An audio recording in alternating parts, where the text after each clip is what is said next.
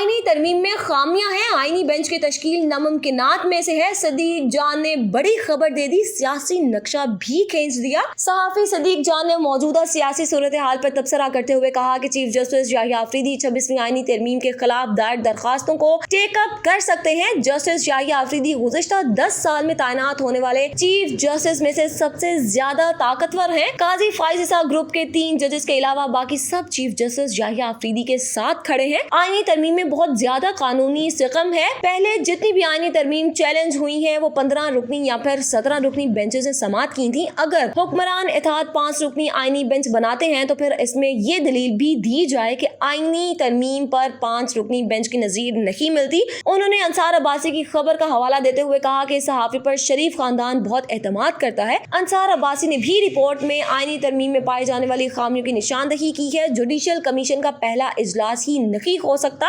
क्योंकि judicial commission का एक रुकन आईनी बेंच का सरबराह होगा और अभी तक आईनी बेंच की तश्कील तो हुई ही नहीं, इसलिए जुडिशल कमीशन का इजलास कैसे होगा? जब जुडिशल कमीशन ही नामुकम्मल होगा तो वो कैसे आईनी बेंच बनाएगा? सदीक जान ने बड़ी खबर देते हुए कहा कि हुकूमत आईनी बेंच के लिए जिन जजेस को नामजद करना चाहती है इनमें से एक जज तो किसी सूरत आईनी बेंच का हिस्सा नहीं बनेगा। अगर वो आईनी बेंच का हिस्सा नहीं होगा तो दीगर जजेस भी आईनी बेंच में शामिल होने से इनकार कर सकते हैं। सदीक जान के बकौल आईनी बेंच का हिस्सा बनना पीसीओ के तहत हल्फ उठाने के मुतरादिफ है। जिस जज को मुस्लिम लीग नून नामजद करेगी इसकी साख मुतासिर हो जाएगी। 26वीं आईनी तरमीम हुकूमत के गले पड़ेगी। हुक्मरान इत्तेहाद अपने ही बिछाए जाल में फंस गए हैं।